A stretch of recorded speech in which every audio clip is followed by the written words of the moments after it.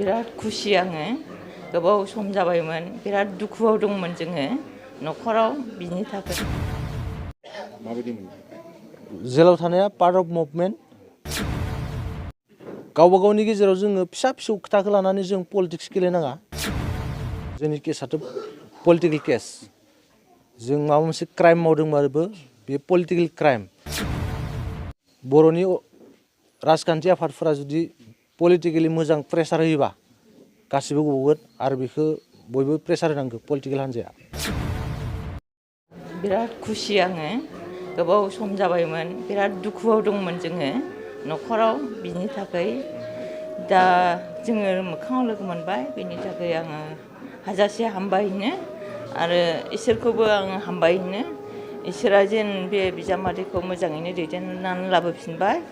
आरो मोजां देहा होफिननानै दैदेननानै लाबोबाय बेनि थाखाय आङो हाजासे हामबायनो आरो बेवहाय नुजाफैनाय साफ्रोमबोनि रंजानायजों लोगोसे जानाय लोंनाय जि आयजन खालामदों बेखौ जेन बयबो जालाङो आरो बिजामादैखौ आङो बिराद ओरैबायदि खुसिजों आङो मा बुंबावनो आंहा जेबो बुंनांगौ गैया बिराद खुसि लोगो मोनफिननायनि थाखाय बिनि थाखाय आङो हाजासे हामबायनो आरो बे मिडियानि गेजेरजों आङो जेन बिजामादैया मोजाङैनो न'खरफ्राव थानानै मोजाङैनो जेन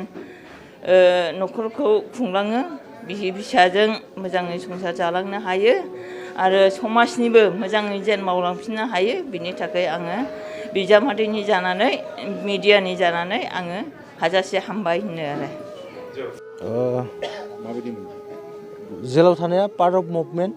बेखायनो आं जेबो रिग्रेट जायाखै एसेबां रायजोफोरा आंखौ अनदो बेनि थाखाय आं जेलाव थादोंब्लाबो बिराद खुसि जिहेतु रायजोफोरा आंनि उनाव दङ आरो रायजोफोरा आंखौ आशीर्बाद होदो बेखायनो आङो जेलाव थादोंब्लाबो बिराद खुसि दिनै नोंथांनि जारिमिनारि सान मा बुङो येस डेफिनेटलि बेयो आंनि थाखाय जारिमिनारि सान जिहेतु आं मालाबाबो बिदि एक्सपेक्ट खालामाखैमोन एसेबां रायजोफोरा आंखौ बिदि आर'नाइ होगोन बेफोरबायदि बम गावलायनानै आंखौ वेलकाम खालामगोन मालाबाबो आसा खालामाखै बेनि थाखाय रायजोफोरखौ धन्यबाद होबाय नोंथांनि न'खरनि नोंथांनि माखासे लोगोफोरखौ दिनै लोगो मोननानै माबायदि मोनदों बिराद गोजोननाय मोनदों आरो आं सानो बिसोर आंखौ मोजां हाबा मावनाय हेफाजाब होगोन रायजो राजाखौ आंनि खावलायनाया बेनो जों अनलायनानै थानांगौ आरो गावबा गावनि गेजेराव जोङो फिसा फिसौ खोथाखौ लानानै जों पलिटिक्स गेलेनाङा नांलाय खमलाय जानाङा जोंनि गेजेराव मोनथाम बुस्थुखौ जों गोसोआव लानांगौ लाभ डिउटि रेसपन्सिबिलिटि बे मोनथामखौ जों जुदि मोजाङै जुदि फालियोबा जोंनि गेजेराव डेभेलप जागोन आरो जोंनि गेजेराव गोजोन खौसे अनलायना फैगोन नोंथांमोना दिनै ओंखारबोनो मोनदों नाथाय नोंथांमोननि आरो माखासे लोगोफोर थाबोयो बिसोरखौ मा बुंनो सानो बेयो जोंनि केसाथ' पलिटिकेल केस जों माबा मोनसे क्राइम मावदोंबाबो बे पलिटिकेल क्राइम गतिके बेखौ बर'नि राजखान्थि आफादफोरा जुदि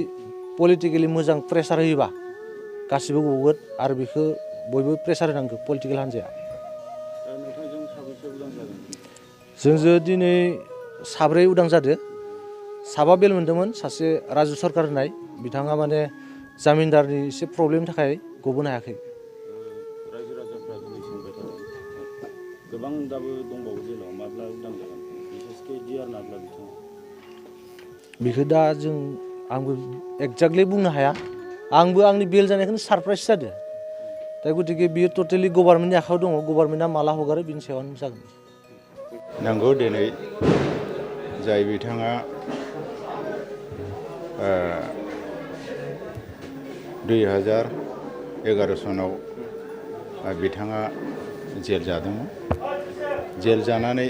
बिथाङा गोबाव सम जेल जानानै दिनैहाय बिथाङा दिनै न'आव फैफिननो हाबाय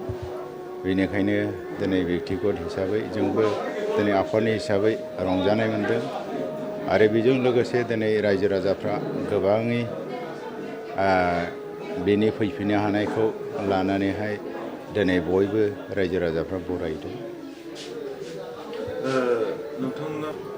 नोंथाङा बे माबा मोनसे पजिटिभ केरेक्टारफोर गोसोआव दं नामा मोनसे मोजां बिथाङा माबायदि बिथांजों जोङो सिगांनिफ्रायनो लोगोबो मोनबोदों आरो बिथाङा बरपेटा डिस्ट्रिक्टनि आरो बै समावनो आङो बरपेटा डिस्ट्रिक्टआवनो आं बिथांखौबो लोगो मोनदों आरो पुनराय आरो बे जोंनि चिराङावबो आं बिथांखौ लोगो मोनदों बिथाङा ओरैनो मावनाय दांनायावबो बिथाङा मोजांमोन आरो माखासे खामानि दामानि मावनाय बेलाफ्रावबो बिथाङा सांग्रांथिमोन दा आरो बिथाङा मथा मथि आंजोंनो फ्रायानो लोगो मोनलायबाय थानाय जादों